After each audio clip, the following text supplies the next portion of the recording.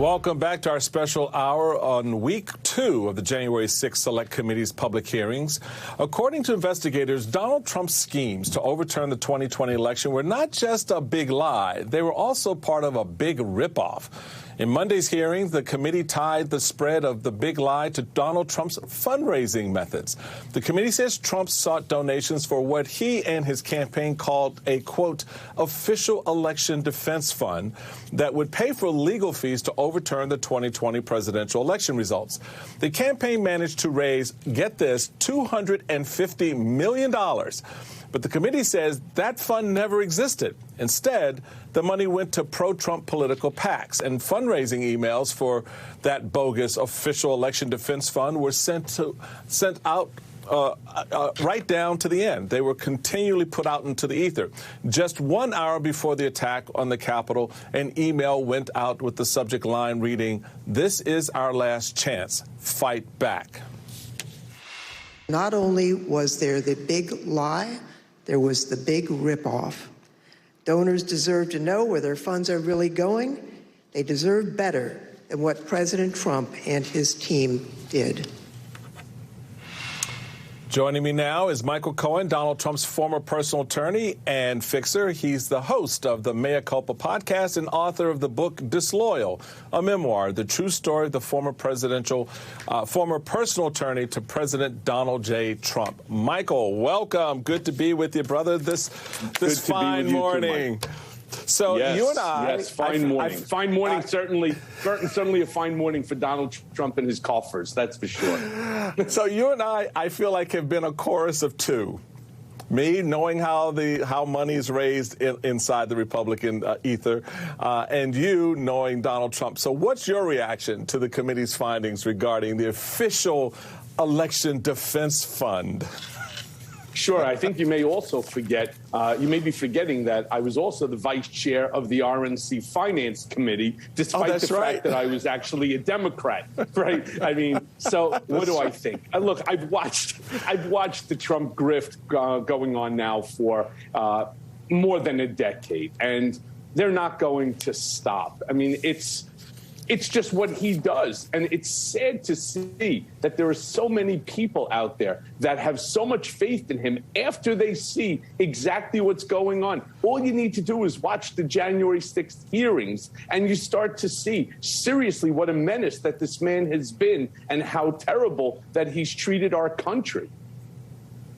So you've got this revelation, all right, about this entity and all the money it's raised. Trump and his posse raising $250 million for this specific and very fake defense fund after the 2020 election. But according to the New York Times, money went to Donald Trump Jr. and Kimberly Guilfoyle. $60K to her. Are you shocked? No, I'm not shocked. Anything? Let me say this to you. I'm shocked. I am shocked because I'm shocked that Donald would allow Kimberly Gargoyle to end up with $60,000 or Don Jr. to end up. This is his money. I mean, the time that you send your money to anything that has his name attached to it, it's his money. And as we all know, Donald Trump doesn't like, to part with a single dollar, not whether it's to his children. Certainly, as you know, I have a lawsuit pending against Trump for monies that he still owes me for legal fees. I mean, maybe you should call Kimberly. Listen, I should call somebody at this defense fund because that money is going to either buy him a new airplane, it's going to pay for some of the fines and liens that he's going to end up probably having on his property after the New York Attorney General finishes with him. But, Mike, if I can sort of just steer the conversation for a quick second. Did you have a chance yesterday to watch the Faith and Freedom Coalition? Because I actually did. And there was something that really just jumped out at me. Because, and I've been talking to you now for years about this. And it's also covered heavily in the book, Disloyal, that Donald Trump is like a mob boss and that he talks in code. Did you notice that yesterday as well? Yes, of course. And that really is the central thing and the rub for me when it comes to Trump. You and I have both seen how he operates. firsthand, right? Nothing happens in Trump world without him wanting it to happen. I mean, from the color of the tile in a bathroom to where that $250 million is going to go. So what does it say about this overall effort and the level of involvement by Donald Trump that he encouraged this fundraising under false pretenses? I mean, it doesn't matter whether Donald Trump knew the minutia of the detail. He just needed to know that he was getting what he wanted out of it. Right. He's a bottom line guy. And let's not forget that this isn't the first grift. Let's not forget about the Presidential Inaugural Committee. That fund, which raised over $107 million. I was involved in that.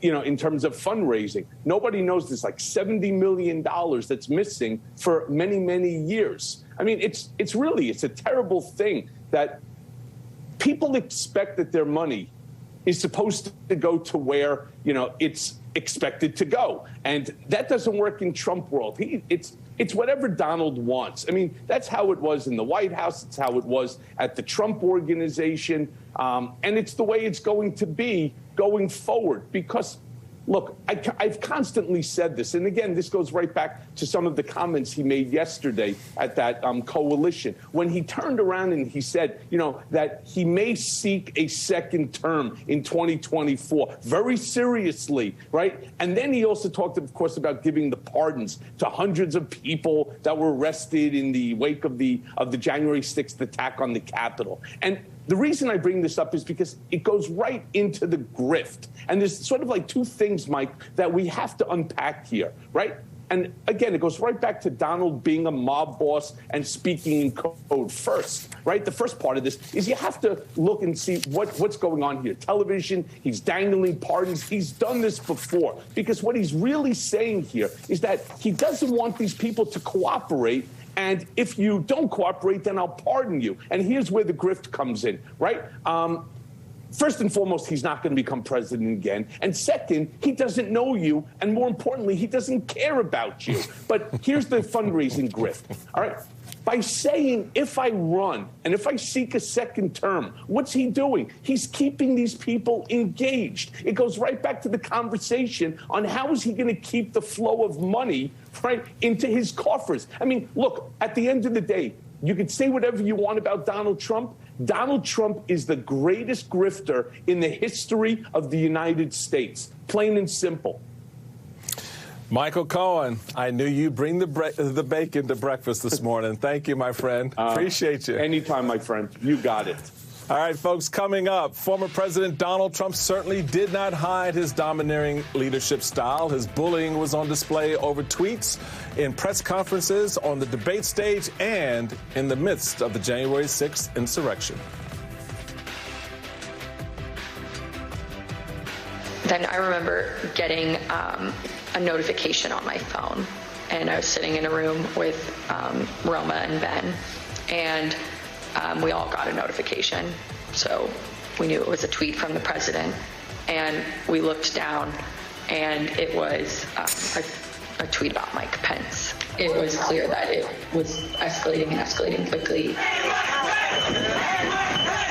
So then when that tweet, the Mike Pence tweet, was sent out, I remember us saying that that was the last thing that needed to be tweeted at that moment.